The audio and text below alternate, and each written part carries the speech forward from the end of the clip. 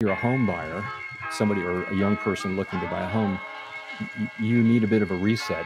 There is a possibility on the other side of this that inflation could actually be quite low. Welcome back to Real Estate Mindset. Today's video is gonna be absolutely bonkers. Now, the data is in and we have a good friend of our channel, Orlando Miner, back with us today. We're gonna talk about what to expect during 2024 and 2025 as far as the housing market, as far as what's going on with mortgage rates. And before I dig in, guys, if you find value in this, don't forget, if you already aren't subscribed, which you probably are, go to Orlando Miner's YouTube channel right here. He's got some very incredible insights. I mean, dude, I still can't beat you with the thumbnails. Your thumbnails are absolute fire. Your growth has been exceptional. People are starting to like figure out who you are, man. They're starting to love your content. I'm so proud of you. But anyways, to the viewers, Thanks, go man. check out Orlando.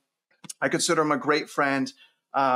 You've helped me a tremendous amount with just understanding certain things, man. But the thing I love about you the most, Orlando, is your friendship, man. I mean, you've helped me become a better father thanks, and a man. better husband. I don't think you get enough credit for how good a person you really are. But Thanks, man. nevertheless, man, before I dig in and before I start bombarding you with questions, do you have anything you want to open with? No, not really. I mean, well, let's say it like this. The 2024 is really going to be an exciting year, to say the least, right? We have a lot of stuff going on. We have the housing, we have unemployment. We just have a ton of stuff, the debt crisis, all this stuff, commercial real estate. It just goes on and on and on. And I'm really kicking on my channel that the bills are coming due. And, when bills come due, everybody's got to pay. And that's what's happening in 2024. So I just want people to get ready and get prepared for 2024. And it's going to be an exciting time. And then don't forget the election. Yeah. Throw that in there. Don't forget that one. That was huge, man. So it's a big one. That's a big one. Oh yeah. And Orlando, what I want to talk about is prices, rates, inventory, affordability. I really want to educate the viewers on like how the federal funds rate works. I think the market's putting the cart before the horse with they're going to cut interest rates. That's messing with people's heads. We've seen a little bit of a bounce at the beginning of this year that I've actually noticed in my own local housing market. But before I really begin that, can you tell the viewers your definition, and I'm being very specific here, what is your definition of a housing market price crash? Okay, and just bear with me. I'm using the words price crash because obviously a full-fledged crash, I think most people would consider some type of systemic failure happening, foreclosures unhinged, unemployment unhinged. But we're specifically talking about price. So can you give us your definition of what a price crash means to you? Yeah, so I would say about 15% decrease in price. I would say that in your market, I would say that would be considered a crash. And we talk about this all the time. Is that there's some areas that are already past that, right? There's you look at Boise, Austin, San Francisco, just the list goes on. Some places in Texas, some places in Florida, even the Midwest. Like you're starting to see this, and especially from the highs. I know a lot of people are looking at, they want things to get below pre-pandemic. They want it to get below that. They don't really care about the highs because they say it was overpriced to begin with. And I understand that, but still, that's significant. That's a significant drop in some of these areas. When you go to San Francisco, when I'm seeing on the commercial side, not just the residential side, but 50% discounts on commercial properties. That stuff is huge. And you just have, when you look at the numbers, this is the reason why I always tell individuals, this is so important to look at your market and figure out what's going on.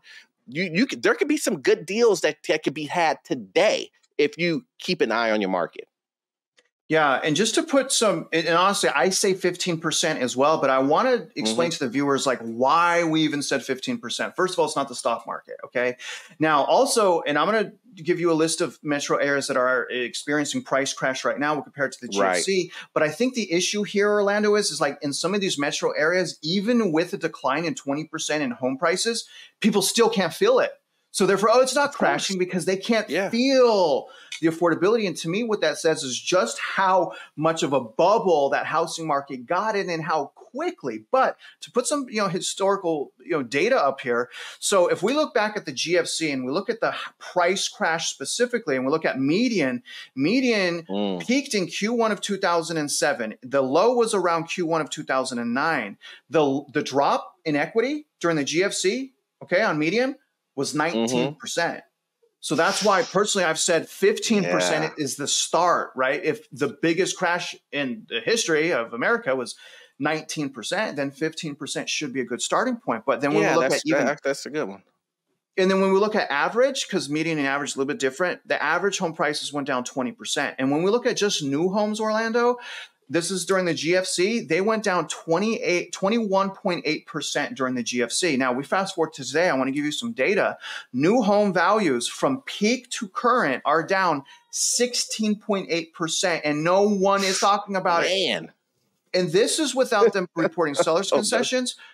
Right. And then year over year, we're down 13.8. But let me give you some cities. Now, I'm going to give you some cities, and this is according to Redfin median sales price. It's not a 4-week rolling. 4-week rolling is usually worse. But I'm going to give you some data from peak. And people are like, oh, it's not a sustained peak. It's like, we're talking about the peak, you guys. Like, we're talking about the peak, right? So I have Boise down 19%. Okay. I have San Francisco is basically leading the larger metro areas. San Francisco, Orlando's down 26% from peak. Woo! Portland, and then Portland, Oregon down 15%. Austin, 21%, 21.9%. New Orleans, this is number 2. You ready for this? New Orleans is down from peak 25.3%. Salt Lake City. Now I have an asterisk next to Salt Lake because there's a lot of seasonality. Salt Lake down 18, Memphis down 19, Myrtle Beach down 20%, and Norman, Oklahoma down 18.75. Now I have asterisks next to those because there is a lot of vulnerability from seasonality. So I'm going to keep my eyes on that. But I got 2 more. Jackson, Mississippi. And people, no one wants to live there. Well, then it's especially important to see what prices are doing. Down 53.9%. I don't understand, man. I thought prices were going to go up. That's what everybody was saying. Everybody said, Orlando, I don't know what you're talking about. This year, it's just going to skyrocket. It's 20-30%. Get ready. Prices are going to continue to go up. What happened to that? Reality happened to that. And then the last one I'm tracking, Orlando, is Birmingham, Alabama. That's down 20.6% from peak. So, but, I also want to point out before, and we'll dig in, that I get the frustration and the confusion because during the GFC, we didn't have this type of decline and rebound. We had a couple times during the GFC, like in 2006, 2007, where we did see cracks in the housing market. Like it went down and then it went back up. But what we have right now, we had massive deflation happening at the end of 2022 into the very beginning of 2023. But overall, the market rebounded like an absolute beast. And in a sense, what happened during 2023 is the housing market splintered. So some areas are still going up, San Diego, Anaheim, certain areas like that. So there are still some areas going up. I think it's a really hard read this time around because, again, during the GFC, it just knocked on our door at the same time. And it all went down and up together. Right now, it's not doing that. I find it incredibly intriguing. Now, Orlando, can we start? First of all, we talk all the time. We know the PE ratio, price to earning ratio, is astronomical. Right. It's the almost highest ever been. Payment to income ratio is the highest since 1980s. Demand is in the gutter, but prices rebounded. Overall, not in the metros I just read, but prices did rebound in 2023 overall, about 4%. Do you have any idea of why that is, Orlando? You mean why they rebounded? Like they did, yes. I think because of the employment situation. I think that's the reason why they rebounded, is that there was still a lot of spending. And when you look at the savings that people had there was still a lot of savings. A lot of that pandemic money was still there. So I think that when you have strong employment and then you have people having a lot of savings still there, it allows people to still have that demand to really go after housing, even if it's overpriced. And that was the scenario that we saw. So if people still have the demand to push towards getting homes, even if they are overpriced because they have money and the employment is good and everything feels great for you individually, finance wise, then you're going to start seeing those prices go up and up and up. And that's what happened in 2023, in my opinion. I like it. And, when I look back at 2023, because I'm asking myself all the time, because I forecasted different things to happen during 2023, as a lot of people did. First of all, in the real estate market, as far as the sales transactions, that's the lowest it's been since the 1990s. Okay. So real estate's all messed up, but the prices are not. And I attribute that to a few things. One being the low supply. So because there's low supply, only the upper echelon of people are purchasing overvalued houses because those are the only ones that can afford it. Plus the money. There's still a lot of money in the system for the upper, probably 10, 20% of America. There's still money in the system. And also, like you said, the labor market was strong. The sentiment, the sentiment changed after they bailed out the banks. We also got that bank bailout, the bank term funding program. And that bank term funding program stopped the contagion from spreading and really reversed the deflation that was happening in the beginning of 2023. So, man, they just, stop printing money. Go ahead. Yeah. And I also think and I say this all the time, the closer you get to the holiday season, when things start to slow down, when the economy itself slows down, but people still have to shell out a lot of money. So, a lot of time off, a lot of people just, businesses, taking that December off and then moving, going somewhere else on vacation. A lot of that kind of slows down a lot. But the amount of money that people spend is sometimes 2 to 3 times more than they would normally spend in a month. And so you start to see the cracks that start to happen at the end of the year. And it continues on in that January, February, and that's what we're seeing now. We're starting to see, when you pull back the curtain, oh, you didn't have any money. You were buying things on debt. You were using credit cards. Okay, I see. So, the market got crazy at the beginning of this year. Let's move on to interest rates and why interest rates would even go down. So the market got all crazy this year. They priced in, it's actually about 7 rate cuts starting in March. And I actually saw that change kind of the sentiment out there again. And I saw, and I'm being honest here, in my own local housing market, it did pick up a little bit. It picked up slightly, right? There was a bump in purchasing. It's still historically low, but there was a bump. So Orlando, what do you think is going to happen in 2024 in regards to the federal funds rate, and why? I think that the rate is going to come down. I think that is really the goal of the Fed, right? He does want to cut rates, but I think his biggest issue with him cutting rates, not doing it now, is because I say it all the time. He's a sit on the fence type of Fed. He wants to make sure that he does not, especially with the election coming up. He wants to make sure that he doesn't make a mistake and go ahead and cut rates too early. So for him, he rather sit it out and wait it out and see exactly what's going to happen before he goes ahead and does that, which is fine, but it just kind of shows you the pattern that he is. So I think that the rates will come down. Do I think that, in my opinion, that he should push the rates down, that he should cut the rates? I don't think so. I think we need a little bit more longevity of higher rates, and just to see exactly what's going to happen with this unemployment situation and how, just because here's the deal, Travis, this is the thing. People are still feeling, the inflation. I know when you look at the numbers and everybody says inflation's down to 3%. But when I go to the grocery store, it doesn't feel like that. I'm still paying 2 times, 3 times as much for bacon I did before the pandemic.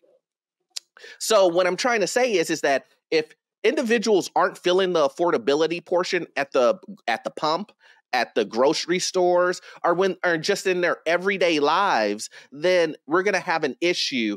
And be honest with you, by the time that he cuts rates anyway, will people still be able to afford a house anyway? Will they? Who knows? Well, let me ask you, Orlando. So, why would they cut rates, in your opinion? Right. So you said that probably they're going to cut rates this year, but why would they do that? Well, one of the main, in my opinion, one of the main reasons is when you cut rates, you're really solving two problems.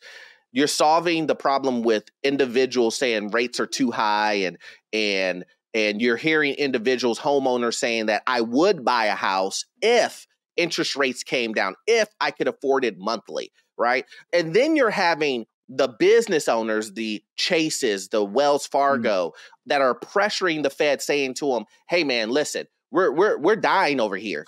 We have no demand when it comes to creating mortgages." And every other real estate industry, real estate agents, all these guys that are underneath that umbrella, they're all pressuring the Fed to say, you need to do something, because if we continue in this state of no demand, we won't have any businesses. And then you're going to have a bigger problem at the end of the day. That's what they're saying to the Fed. And so the Fed himself is saying, look, if I drop rates, right, I will go ahead and get rid of both of these problems versus, one at a time. Okay, so in other words, you're saying that you expect the rates to be cut because of the pressure that's being put on the Federal Reserve from consumers and from businesses? Yes, 100%, 100%, 100%. But I also believe that the consumer, even though they believe that the bringing down the rates will allow them to purchase a home, I'm always preaching to individuals, it's not the interest rate, it's the price of the home.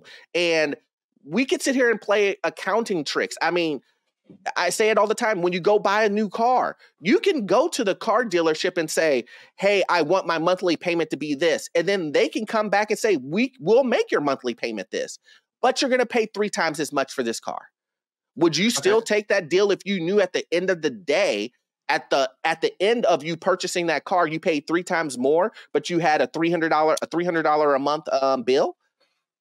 Exactly. So my whole point is that we have to look at the affordability of the house. Can you afford the house to begin with? Is it overpriced? Are you putting yourself in a situation to where if the market does tank, you lose everything? When I take a step back, I don't know, maybe I'm hopeful or maybe I'm naive, but I can't really see the Federal Reserve, lowering interest rates significantly. I mean, maybe a quarter here and there for various reasons like pressure, right? But I really can't see them doing anything significant absent some type of turmoil. Can you see them lowering rates significantly, Orlando, without those things? Without the turmoil? No way. No. If you, and I say this to everybody who speaks to me, sends me an email, a DM, they always ask me the same thing. Will we get back to 2%, 3%, 4% interest rates? Those days are gone. Guys, listen. That's gone. That's gone. You're going to look in the history books and go, wow, that time when that was free money. That was free. Those days are gone. So yes, the Fed is not going to lower rates back to that 25 basis points, 50 basis points. That's what you're going to see. You're not going to see, oh, we're going to get back to 3%. It's not happening. It's just not. In my opinion, it's not going to. I know everybody wishes for that, but it's not. And actually, if that happens, it's going to be worse than what it is now. It's going to make more issues. So, I mean, just to recap, and I'm warning my viewers of something similar. You're saying basically, as a result of the pressure, you call it political, you could call it society, you call it corporate, you probably see a few quarter basis point, maybe even 50 basis points in rate cuts. And both of us know that really doesn't help the consumer. The price is overwhelming. But you're also saying that if we are to get any meaningful rate cuts, say 200 basis points, 300 basis points, like a lot of people are hoping for, there's no way to do that without a turmoil, without a credit event, without something bad happening, because the Fed, I believe you would agree, Orlando, is smart enough to know that if they do lower interest rates, even if it is a quarter, even if it's a half a point, that could create additional inflation and it could cause people to spend recklessly. Would you agree with those things I just said? Yeah, I agree. I think that, I mean, the Fed knows this, but also the Fed knows. I mean, if you watch that 60-minute video that he did, last Sunday, I believe it was, where he was talking about, well, this is basically a patch what we're doing because we're going to run into an issue just with the nation's spending period. It's going to turn into an issue where we won't be able to dig ourselves out of it because we're spending so much money. And I mean, that's the truth. I mean, we are continuing to pile on this debt, and the Fed and all the other branches are trying to, fix things, but by throwing more money and printing more money and more money. Now, that more money may not be going directly into Americans' pockets, but it's going into, wars and planes and all this other stuff, just continuing the spending and debt. Eventually, it's going to catch up with us. So, I mean, I would argue, Orlando, it already is. I mean, and then I don't want to get into immigration, but I was just looking at a report about how it's creating inflation. I'm just like, man, the government just keeps spending. It's crazy. So, let's move on a little bit into the next subject, which is the turmoil, some type of, let's say, black swan. What do you think? The housing market needs as far as a black swan, as far as to crash prices on a nationwide average. It's already crashing on new homes. I'm talking existing. What type of black swan event do you see coming that would impact the housing market, and when do you see that happening? It's changed so much over the years, but I would say I think the biggest right now is probably like a catastrophic unemployment spike. I would say would be like the big event.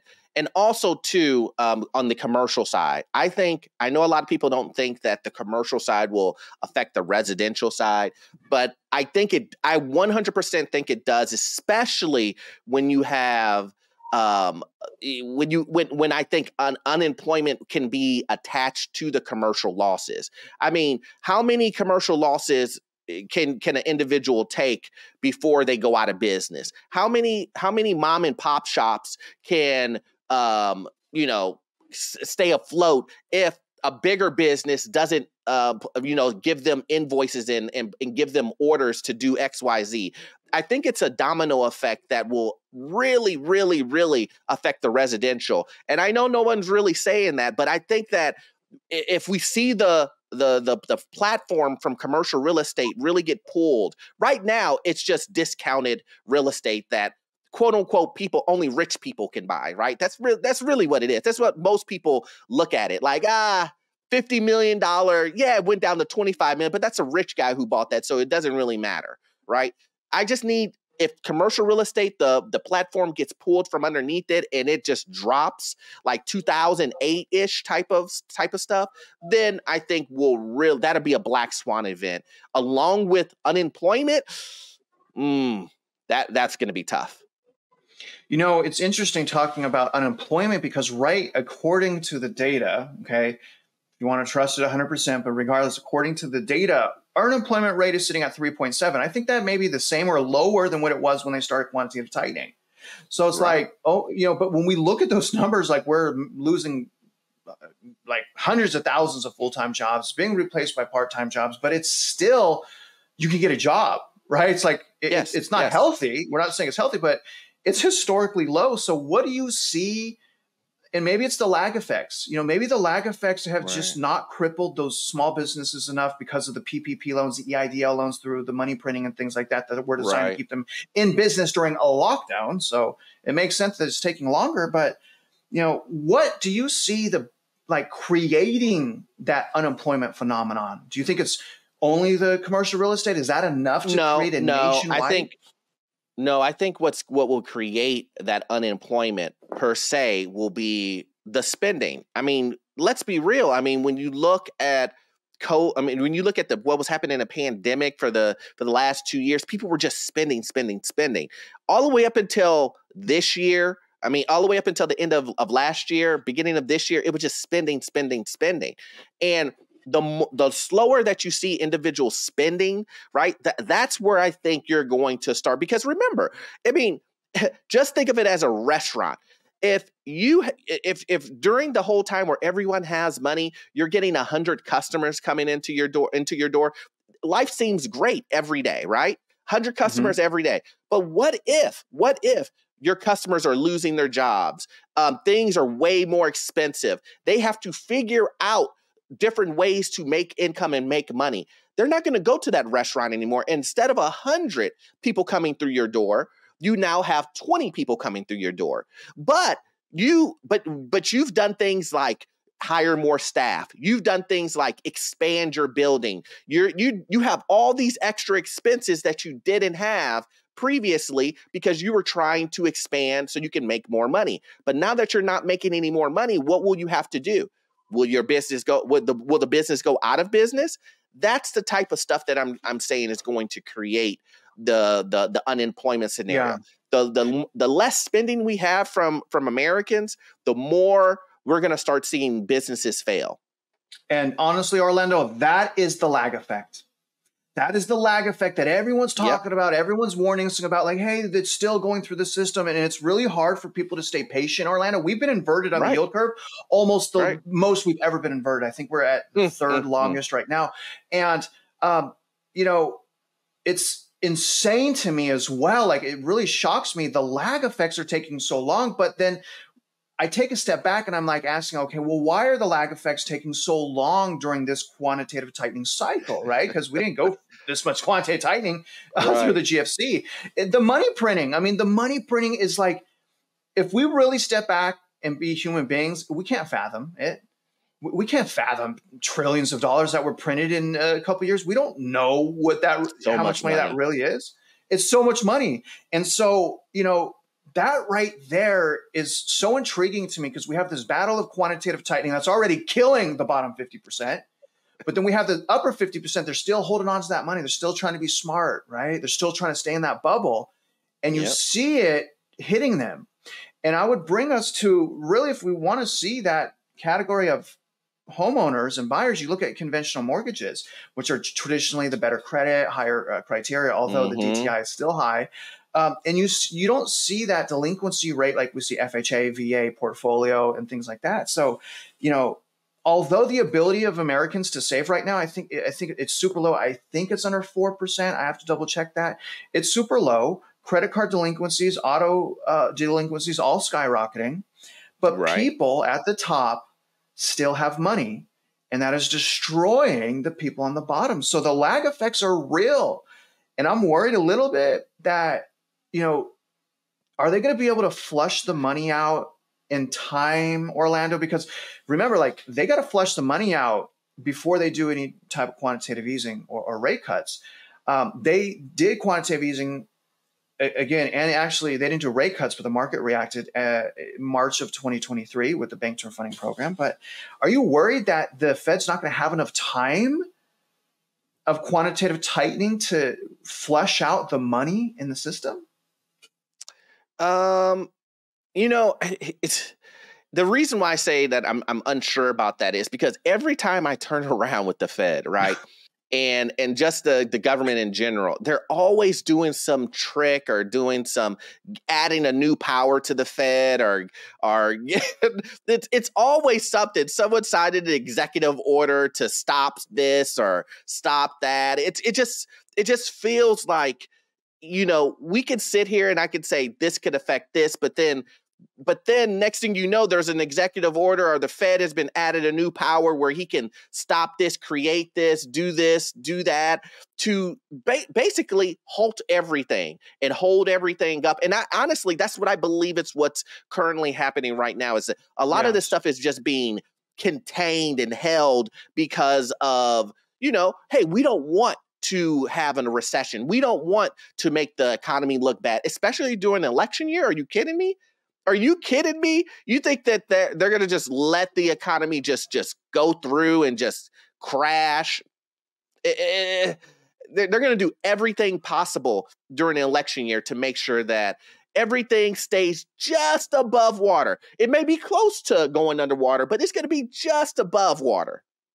Yeah, I mean, the problem with that, Orlando, is every time they kick the can down the road like that, the bubble gets bigger. And that's what I believe we saw in 2023 is we saw many metro areas hit new highs, create an even worse bubble. So I'm like, man, there's so much. I mean, it's just so hard to read because, again, we can't fathom that amount of money printing and the fact that like society doesn't even care anymore when they're doing these executive orders and backdoor meetings, the bank term funding program. It's like, what happened to like Americans like standing up to their people that they elected? I feel like now it's just like people want to elect the people that will print them the most money. But the reality of doing that is like you pay that money back in threefold. Like how fast do people get that money and spend it? And now we have years of quantitative tightening. All the people in the bottom are suffering. It's not a fair game, which brings me to the next thing. Prices. Now, obviously, we went over prices. Okay, I just listed 11 metro areas that are exceeding 15%. We're talking price.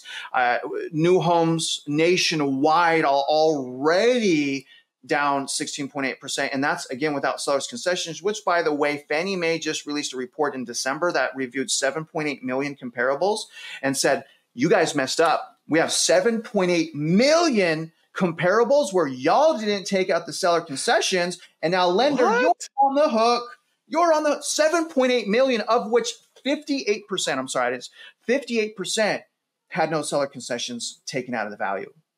And Fannie Mae is like, they reiterated this. Anyone, Orlando, that is associated with a real estate transaction that gives the buyer some type of incentive, that must be reported on the appraisal. So when you have Lennar Mortgage, even though Lennar Mortgage is not the seller, there's still a party to the transaction. Right. Those buy downs in my area, 4.25 Lennar's offering a 30-year fixed rate. Now that buy down could be $20,000, $30,000, $40,000, $50,000. They are required by Fannie Mae and Dodd-Frank, Wall Street Reform and Consumer Protection Act qualified mortgages to report that. In Orlando, they're not. And I'm saying it's only a matter of time before they get called into Congress and people start to understand what's up. But there's so much polarizing crap right now in the housing market. People don't get it. So can you tell me what you think is going to happen overall nationwide average with existing homes and then separate that out from new homes? Because right now it's a tale of two tales in the housing market with new versus existing. I just think that the values are going to go down. They're going to consistently go down. I think that the homeowner or prospective buyer, they've been ate up so much along the way. They've lost all of their savings. Their credit may not be as good as it used to be. They're looking at everything that's happening in the market along with the economy and saying, you know what? Do I really need a home? Do I really want a home? I don't want to put myself in a worse situation. And so I think that those prices will continue to go down. When it comes to new homes, I think that home builders are going to do what home builders do. They're going to try to incentivize individuals to jump into these houses by doing accounting tricks. Let it be buy downs, let it be mortgages that are temporary that shoot back up on you like a cable bill does after a year. They're going to give you that intro deal and you're going to be like, oh, wow, this is great. They're going to give you appliances and flooring and all these things. And they're going to do what they have to do. They're going to do what they have to do to continue to make their business grow. And I think that you're going to start seeing just tons and tons and tons and tons of these houses go up on the market. And I think that a lot of resistance will come from the new home builders to drop those prices. I think you'll see a battle between what they want to make and what the houses are worth.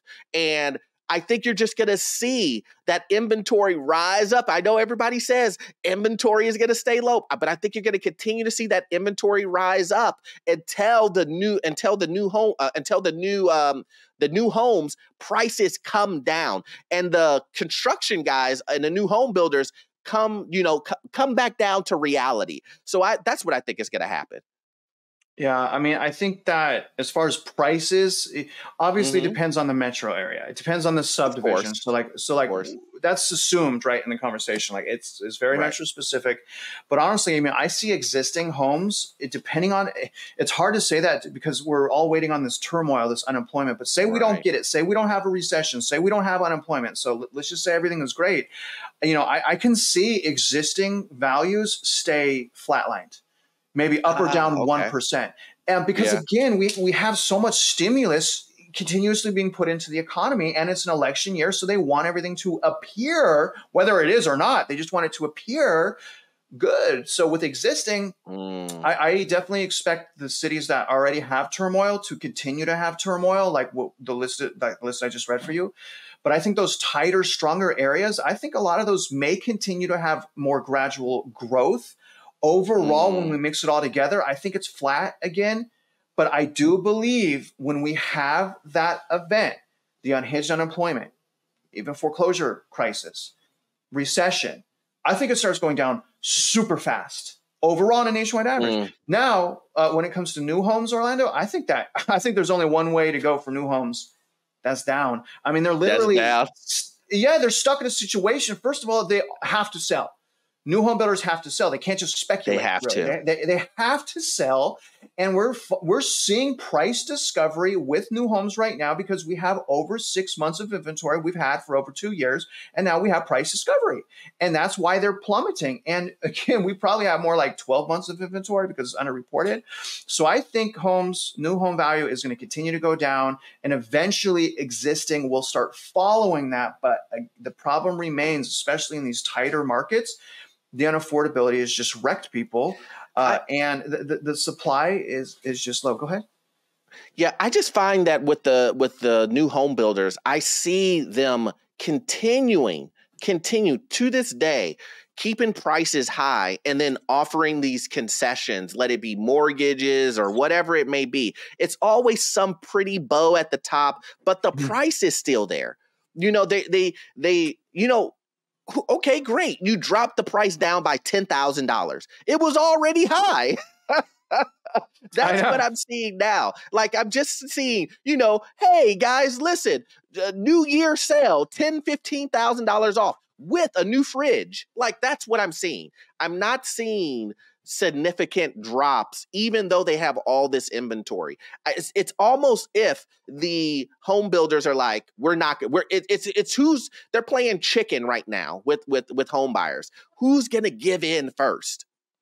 Well, the buyers have been giving in so far. I mean, and they're even Yes. doing tricks now, Orlando, where they're offering like 8% commission to the buyer's agent. So they're trying How could everything. they afford this is my thing, guys. How could they afford 8% commission if their margins were small? If their margins were small, could they afford 8% commission? Exactly. I mean, they can go down more. And that's a fact. And that's why I think that their stocks are all-time highs, even though the price are plummeting, because they know that the profit is built in there. Let me bring us to the next thing, Orlando. So that's prices. I see new homes continuing to go down, existing flat. I think the bad metros are going to keep going down. Tight metro areas are going to slow down until we get through the election 2024, hit recession, unemployment. What do you think in 2024, Orlando, is going to happen with inventory? And if you can, please separate existing from new homes. I think when it comes to inventory growth, existing, right? I think it's going to continue to grow. And then I also think when it comes to new construction, I also think those are both going to grow. I think inventory on both sectors are going to go up consistently. The reason why I feel that way is I think the demand will continue to drop. I think that home builders obviously are going to do what home builders do and build. They're not going to stop building. But I do believe that the demand will continue to just go down, down, and down. I'm telling you, man, I just think that employment this year is going to be rough. We've seen it. January of this year has already been the biggest month when it comes to layoffs. So I think that this is going to continue to go down the cycle as spending slows down. And I think that the demand is going to just slow down, which pushes up inventory. That's just my opinion, though. I mean, I agree with that because Americans are in worse shape right now generally than they were last year. And also, I mean, I think inventory is going to go up as well because the golden handcuff effect is starting to weaken. So Yep. I think the demand stays low, even lower, but the inventory goes up both with existing, but I also think it skyrockets with new homes. I think we're going to have a whole year this year of inventory growth, but we're really going to start like noticing that in the next 3 to 4 weeks. So like right when we start to hit March is really what we got to pay attention to when it comes to the inventory. And right now, everything is up year over year. Active is up, new homes is up, everything is up, demand is down, unaffordability Numbers is up. don't lie. So we have all of the elements for the laws of supply and demand for prices to go down, but they haven't overall, right? Overall, some metros, yes, but they haven't. And that's just, it's so intriguing to think of the reasons why. And it really boils down to like, we have even lower supply in 2023 than we had in horribly low demand. And when you think about that, so we had demand at 1995 levels, but it was still enough to rebound the housing market. That's crazy. Isn't that man. crazy? That's Isn't so that crazy? But I mean, people had the money, right? They're sustaining through the quantitative tightening. Now, that's the last question, then we'll wrap it up. Okay. Affordability. Okay, this is probably the biggest thing. Probably people are like, we don't need to know this and that. We just need to know when things get affordable again. I'm worried, Orlando, that even when the public sees the price crash, we have, deflation going on, there's still some metro areas that are in super bad shape with affordability. When do you think, if at all, if ever, and how will affordability come back to the housing market? Is that even possible anymore? It's tough, right? Some areas I think will, are going to get hit hard and they're going to lose their value. But there's going to be some areas that just it's tough for it to. It's going to be tough for the affordability to come back down. And the reason why I say that is you can kind of see that in the taxes insurance game, right? You normally never, ever see your taxes decrease. And if prices were to go down in some of these areas that are really popular, like Miami or Florida or something like some areas like that, or some bigger areas, and they were to become affordable, right?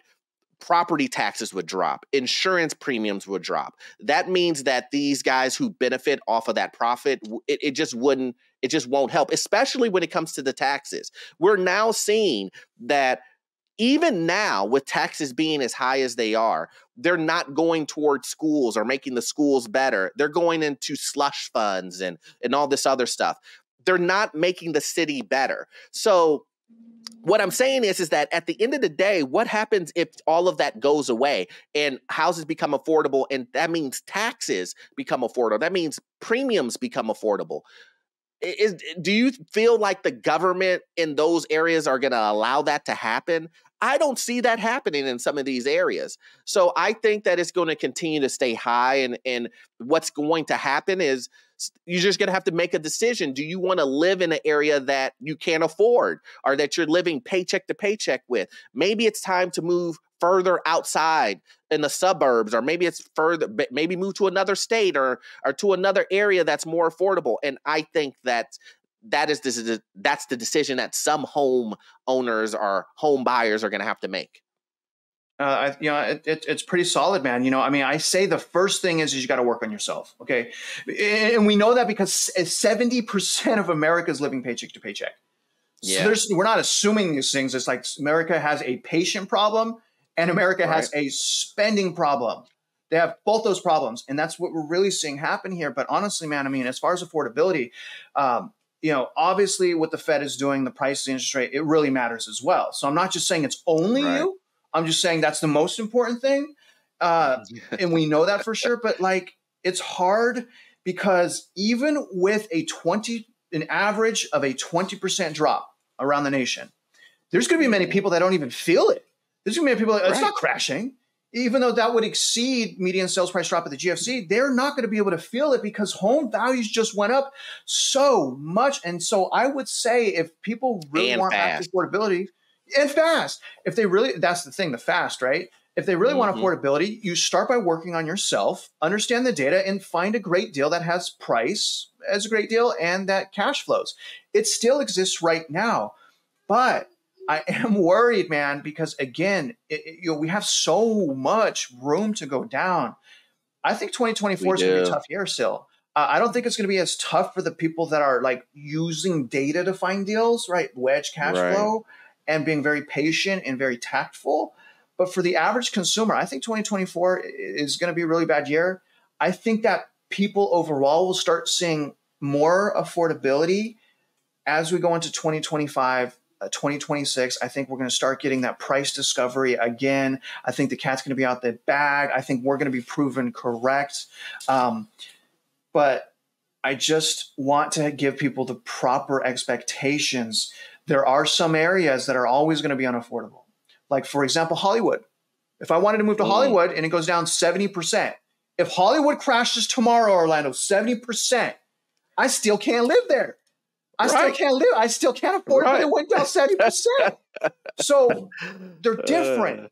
They're different. And what I'd like to say is like, yeah, fine. You want to wait for the crash, whatever. But don't just wait. Better yourself, empower yourself, credit, income, assets. I say it all the time, man. Sit on the sidelines with a purpose, man. I say it all the time. Dude, that, my friend, is like, that's the American hustle. That's the American dream. And be confident, with a purpose. Understand what you're doing. Don't get swept in the narrative. All right, that's what I'm saying, man. So let me ask you this last thing, man. I mean, it's a bit naive of a question, but do you think that prices of houses on a nationwide average can go down, say 20%, say matching the GFC? Okay, so matching GFC. Do you think that's possible without a systemic failure? And I'm talking about nationwide average. We have cracks in housing markets already due to various things like net migration, unaffordability, bubble run up. But on a nationwide average, can we hit the GFC levels absent a systemic failure? That's a tough question. I would say, I mean, just the way numbers work, man. You can, the way that the numbers just ran up on the housing market, could I see that if we went back to below what we were in the before, pre-pandemic, could I see those numbers go below that, right? Yeah, I could, right? I could see that just kind of just going back to normal or below normal and it getting to that normally. But I don't know, man. Like my instinct will say no, right? It just seems like a lot of like propping up, a lot of things. Like I think if you were just to not have any intervention from the government and just kind of let things play out, I think yes. But I think in reality, the government isn't going to allow for us to go in that direction. They will do anything possible, and they should. I'm not against that, right? But they will do anything possible for us not to get into that range again. So I'm going to say my final answer is going to be no. We need to have something big happen. Yeah, and honestly, when I look at it, Orlando, and I look at the P ratio and the fact they've already put so much on the backs of consumers, like I can see home prices on average going down from peak 20%. But absent a systemic failure, I think if we get to those levels, it may take 4 years. We may have 4 or 5 years of a sideways housing market. So I think we can still get there, but it's going to be a long time. It's going to be stretched out. But if we do have that systemic failure, the unemployment phenomenon, the Fed will have no choice but to cut sharply. Things automatically become more affordable because of a 200, 300 basis point rate deduction. But the thing is we need those types of rate cuts. But then they would go up further. That's my point. To go up. And that's my point. If they do that, absent that economic turmoil, we're going to be in the same situation. It's just going to go up. So the only way that it makes sense for them to have those significant rate cuts is a systemic failure, is economic turmoil. If we don't have that, I think this is going to be a frozen, locked up, nasty housing market for 4 or 5 years. But I don't think that in most metro areas that those prices can be sustained because they've locked out the locals. They've locked out the natives. So that box has been closed. So they're not there to prop up prices. The only thing that's propping up prices is rich buyers that are migrating for the most part. So I think a systemic failure is due. The bust part is due. I think we're going to get there. Hard to know when. I think it's this year, Q4. to be honest, right? Or after the elections, I think it's going to happen like clockwork, like it's magic. Like, oh, how did you guys know that? Well, it made sense, right? I mean, election, they want to get elected. They're in control. They're in power. They have the power and control to change the data.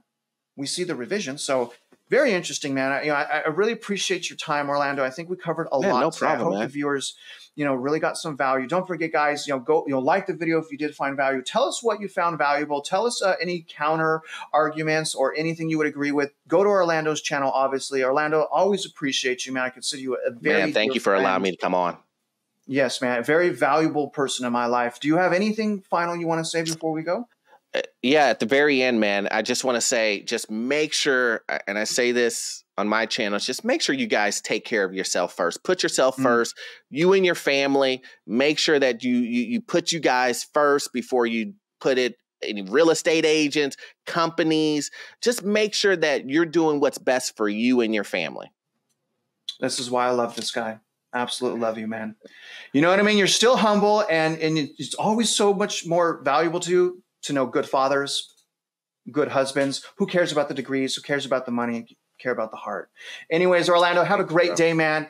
Again, thank you for your time. Thank you for your insights. And don't forget, if you guys are out there investing in real estate, we wish you luck. You will need it. Use your fundamentals. And we don't want people to go into foreclosure. Okay. That's not what we're saying.